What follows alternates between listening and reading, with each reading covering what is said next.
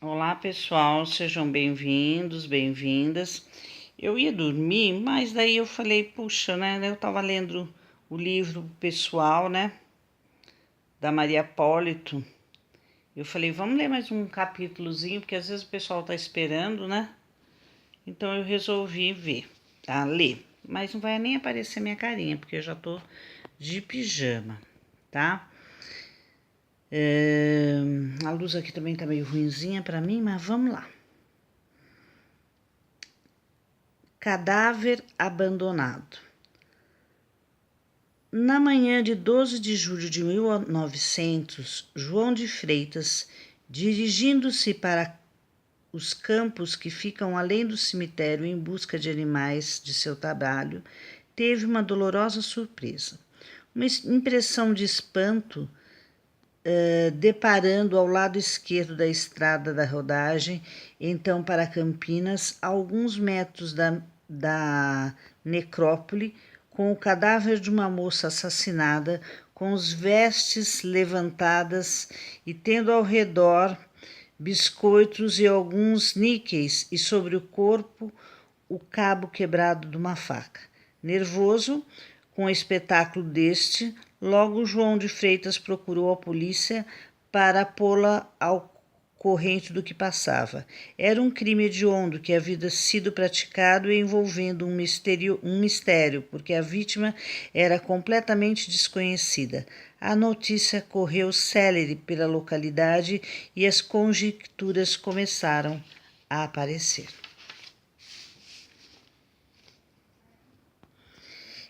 Exame cadavérico. Segundo o suplente do delegado Joaquim Correia da Silva, então em exercício, nomeou peritos para examinarem o cadáver encontrado. O Dr. Francisco de Albuquerque Cavalcante e o farmacêutico Arthur Rodrigues, já falecido, os quais apresentaram o seguinte laudo. Aos 12 dias de julho de 1900, nessa cidade de Jundiaí, no lugar denominado Alto do Cemitério, na estrada daqui segue para Campinas, pelas 11 horas da manhã, onde eu, escrivão, adiante nomeado, fui vindo, aí presente o delegado de polícia Joaquim Correia da Silva, os peritos notificados, Dr. Francisco de Albuquerque Cavalcante, médico profissional residente na Rua Barão de Jundiaí, e Arthur Rodrigues, farmacêutico profissional residente na Rua Senador Fonseca, ambos dessa cidade, e as testemunhas Francisco Afonso Ferreira, residente à Rua Senador Fonseca, e Antônio Rodrigues Dantas, residente ao Largo do Rosário, ambos também desta cidade. Pela autoridade, foi deferido o compromisso de lei do perito de bem e fielmente examinarem o cadáver de uma moça que naquele lugar se achava e que respondessem com toda a isenção de ânimo aos quesitos seguintes. Primeiro, se houve a morte. Segundo, qual o instrumento ao meio do que a ocasionou. Terceiro, se foi ocasionado pelo veneno, substância anestésica, incêndio, asfixia ou imolação. Quarto, se foi ocasionado pela lesão corporal, que por sua natureza e sede foi causa eficiente dela. Quinto, se o estado mórbido anterior da ofendida concorrendo para tomar essa lesão irremediavelmente mortal. Sexto, se a morte resultou não porque o mal fosse mortal, e sim por ter se ofendida deixado de observar o regime médico e higiênico reclamado pelo seu estado. Sétimo, qual o valor do dano causado, Passaram os peritos a fazer exames, ordenado o que achavam necessário para o completo esclarecimento da morte, responderam, chamados pela autoridade policial para procedermos o exame de um cadáver de uma moça encontrada em um caminho nas proximidades do cemitério. Nos dirigimos para o local onde estava o dito cadáver e encontramos o seguinte: o cadáver estava em estado de decúbito lateral direito e a perna direita estirada e a esquerda jogada para frente, com a nádega correspondente descoberta. A saia levantada fora atirada sobre a sua cara do cadáver. Um cabo de faca repousava em uma das dobras do vestido e de um lado estava no chão a 2 passos de distância, o anel que costumava encimar o cabo da dita faca e servir-lhe de segurança. O cadáver era de uma rapariga de 20 a 21 anos, pouco mais ou menos.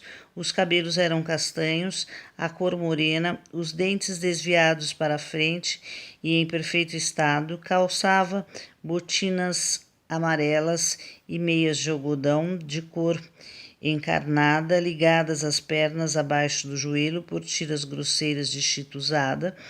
O paletó era de chita azul com pingos encarnados, a saia de chita alemã, cor azul escuro com flores, e sobre a saia também de chita alemã com largos riscos encarnados. A camisa era branca de algodão grosseiro, com espartilho ainda novo, que estava cheio de sangue. 2 metros, pouco mais ou menos antes do ponto em que encontramos o cadáver, na posição descrita, achava-se uma grande mancha de sangue já embebida e seco. A posição do cadáver era a nosso ver, artificial e arranjada pelo assassino. O cadáver tinha um anel de ouro com a letra R maiúsculo e tinha na orelha brincos de ouro com pérolas falsas e em forma de rosácea. Nos bolsos encontramos níqueis e biscoitos de trigo. Examinando o corpo, encontramos os seguintes ferimentos. Primeiro, na nádega esquerda, parte lateral superior, a descoberto, via-se um ferimento de 2 centímetros de largo, dirigido de baixo para cima, e de 4 centímetros de profundidade. Este ferimento de direção horizontal chegava até a parede externa do osso ilíaco. Um outro ferimento de 3 dedos acima, que interessava apenas ao couro, estava situado na proximidade da espinha ilíaca superior. Esses 2 ferimentos apareciam ter sido feitos pós-mortem. O assassino, levantando as saias da infeliz, fez os indicados ferimentos às costas voltada para a cara do cadáver, porque se explica a direção dos ferimentos, a falta de hemorragia, a ausência de solução de continuidade da parte correspondente nas partes citadas. Aí ainda se notava vestígios da mão ensanguentada que repousara sobre o lugar. Uma facada na parte superior do manelão esquerdo, não penetrante, de 2 centímetros de largura por 3 de profundidade. Esse ferimento era vertical e dirigido de cima para baixo, e um pouco para fora. Quarto, na região inguinal esquerda, um ferimento de meio centímetro de largo, feito apenas com a faca e pós-mortem. Esse ferimento interessava apenas a pele e o tecido adiposo. Um ferimento horizontal de 2,5 centímetros de largura penetrante, situado 2 dedos abaixo do ângulo superior omoplata esquerdo, a qual penetrava no pulmão e provocava grande hemorragia.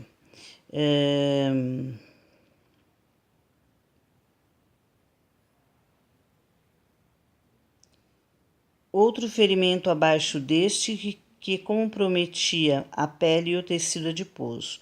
Um ferimento na face posterior do omoplata esquerdo, vizinho do vertebral, cuja direção era horizontal, com 3 centímetros de largura, e ia perder-se na massa muscular que cobre o mesmo. Essa facada foi dada de baixo para cima e encontraram um osso. Depois de caminhar 3 a 4 centímetros, o oitavo, outro ferimento na região vertebral esquerda, que penetrou 3 centímetros. Sua direção era vertical e dirigia-se de cima para baixo. A faca foi manejada com tanta força que rompeu a apófise da vértebra correspondente. Outro ferimento na parte média da região cervical posterior de 2,5 centímetros de largura, que penetrou 3 centímetros. A sua direção era vertical, levemente oblíqua. 10º, uma facada na região mastoidiana, parte média, que interessou o músculo penetrado de cima para baixo. 3 centímetros na partes moles. Esse ferimento não produziu hemorragia e não ofendeu vasos importantes. Parece ter sido feito pós-mortem. 11. Mais abaixo do ferimento já citado, existe um pequeno que interessava tão somente a pele e tecido celular. 12. Um ferimento de 3 centímetros na parte inferior de ângulo da omoplata direito, 2 centímetros abaixo, que penetrou profundamente no pulmão correspondente, provocando hemorragia. Sua direção era horizontal e do alto para baixo. 2 barbatanas de espartilho foram cortadas pela faca. E 13. Um ferimento irregular na região paratudiana direita, de 2 centímetros de largura e 3 de profundidade, que ofendeu a parte superior da carótida externa e desviou-se para as partes moles da região correspondente do pescoço. Ferimento sem hemorragia. 14º, um ferimento superficial no pavilhão da orelha direita. 15º, um ferimento de 2 centímetros de largura e 3 de profundidade na região superior deltoidiana, com direção horizontal. 16º, um ferimento onde se achava toda a lâmina da faca, o qual penetrou abaixo da orelha direita e foi sair no ângulo inferior do nariz do mesmo lado, atravessando com toda a arte toda a parte da região e sem comunicar com a cavidade bucal. Esse ferimento foi, sem a menor dúvida, pós-mortem. 17º, um ferimento feito no instrumento cortante da região frontal direita superior, o qual tinha a forma de uma meia-lua. Este ferimento foi feito com força porque comprometia, além das partes moles, uma pequena extensão do osso. 18º, 2 ferimentos horizontais que interessavam parte da pele da região cubital superior do braço esquerdo. O único sinal de violência existia no braço esquerdo, onde estava roto o paletó e existia uma equinose no braço e o golpe da faca na mão direita, como que quem pegou na lâmina da faca e foi-lhe arrancada esta com força. O assassino, sem dúvida, tomou a infeliz pelo braço para melhor dar seus golpes. A nossa opinião é que o assassino prostrou a vítima com 2 golpes principais que penetraram o pulmão, os quais foram dados por detrás. Os outros golpes, salvo erro, parecem terem sido o fruto da refinada malvadez. Coincidindo com 2 golpes principais, existia na terra uma enorme poça de sangue e nada ou quase nada dos outros ferimentos. O crime parece ter sido perpetrado nas primeiras horas adiantadas da noite. O cadáver apresentava completa rigidez cadavérica, mas não tinha sinal algum de começo de putrefação. O ventre estava flácido e apenas existiam as manchas levemente avermelhadas na parte declive do cadáver do lado direito, pelo que correspondente nos quesitos. 1. Sim. 2, faca.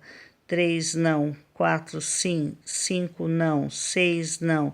7, a morte foi ocasionada pelas hemorragias das facadas que interessaram os pulmões e foi imediata. E são essas as declarações que temos a prestar debaixo do compromisso tomado. Não havendo mais o que fazer, a autoridade mandou encerrar este auto, que de tudo consta foi por mim... Mandou encerrar esse auto porque foi por mim, escrivão José Flávio Martins Bonilha, escrito e assinado pela autoridade, peritos e testemunhas.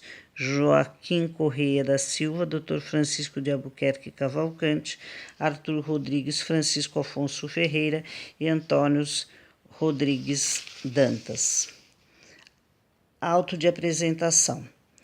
A seguinte, nessa cidade de Jundiaí, no alto do cemitério da estrada que daqui vai a Campina, foram encontrados perto do cadáver de Maria Apólito os seguintes objetos: um biscoito e alguns pedaços dos 3 botões ordinários que foram arrancados do vestido do cadáver, 5 níqueis no valor de R$900, uma moeda de R$40, um cabo de faca, uma argola de cabo da faca, no cadáver, brincos ordinários, um anel de ouro com a letra R, um espartilho novo, tinto de sangue, uma lâmina de faca enterrada de trás da orelha do cadáver e sua ponta aparecia pelo lado do nariz do lado esquerdo. Então, pessoal, essa foi a parte, né, da descrição, né, de quando encontraram o corpo dela. Triste, né, umas coisas meio técnicas, mas essa aqui foi a parte do livro que nós chegamos hoje, bem antigo, né? Então, boa noite para vocês. Amanhã a gente continua com mais aí uma parte da história. Boa noite.